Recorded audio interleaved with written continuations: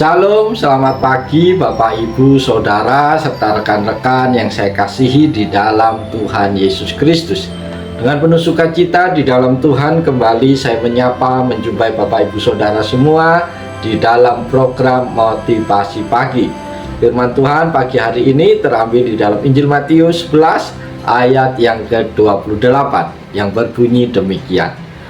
Marilah kepadaku semua yang letih lesu dan berbeban berat, aku akan beri sentosa bagi jiwamu. Bapak Ibu Saudara yang dikasihi Tuhan, tema firman Tuhan pagi hari ini adalah mengelola hati yang terluka. Saudara-saudara terkasih, hati setiap orang dapat terluka oleh satu dan lain sebab. Namun siapa yang dapat menyembuhkan hati yang terluka adalah manusia di atas biasa-biasa. Apakah makna dari pernyataan ini? Biasanya jika seorang dilukai, ada 3 kecenderungan yang sering terjadi. Kecenderungan pertama adalah mengalah dan hancur sendiri. Kecenderungan kedua, membalas dengan kemarahan yang besar.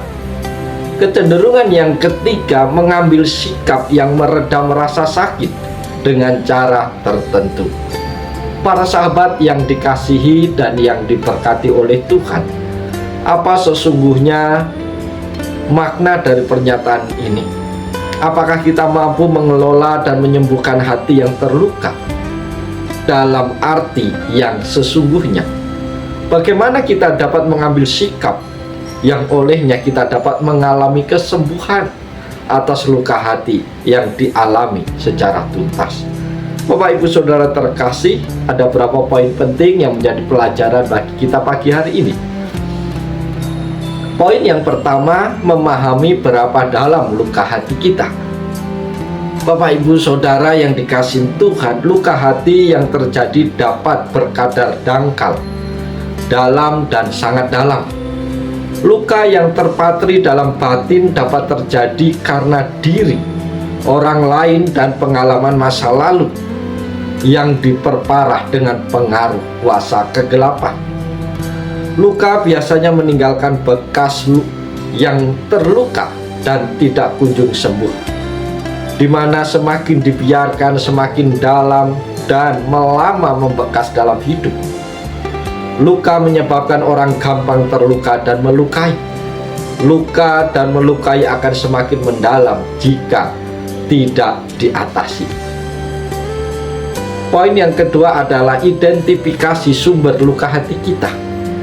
Bapak Ibu Saudara rekan-rekan yang dikasihi dan yang diberkati Tuhan, cara untuk mengalami kesembuhan luka hati adalah mengidentifikasi sumber luka-luka batin. Sumber luka dapat terjadi dengan cara sebagai berikut. 1. Melukai diri sendiri dengan kebodohan yang diciptakan sendiri. Yang kedua, membiarkan orang melukai diri kita dengan membuka telinga dan hati kepada hal-hal yang mengganggu. Ketiga, membiarkan pengalaman luka menjadi trauma dalam hidup. Kemampuan mengidentifikasi dan menerima penyebab luka merupakan jalan awal mengalami kesembuhan atas luka hati. Poin yang berikutnya adalah menyerah kepada penyembuh luka hati kita. Bapak Ibu Saudara yang dikasihi dan yang diberkati Tuhan, bagaimana mengalami kesembuhan atas luka-luka hidup ini? Secara pasti Tuhan Yesus telah menanggung luka-luka manusia dalam tubuhnya di kayu salib guna menyembuhkan semua luka manusia. Di sini ada jaminan Tuhan Allah bahwa Dia sendirilah penyembuh luka manusia. Dari sini pula ada jaminan bahwa kesembuhan atas luka dijamin oleh Tuhan ketika kita mau datang kepadanya.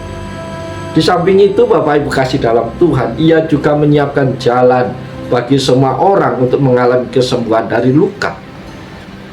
Kini tinggal sikap kita yang terluka. Rahasia mengalami kesembuhan adalah datanglah kepada Tuhan Yesus Sang Penyembuh, tabib yang agung itu.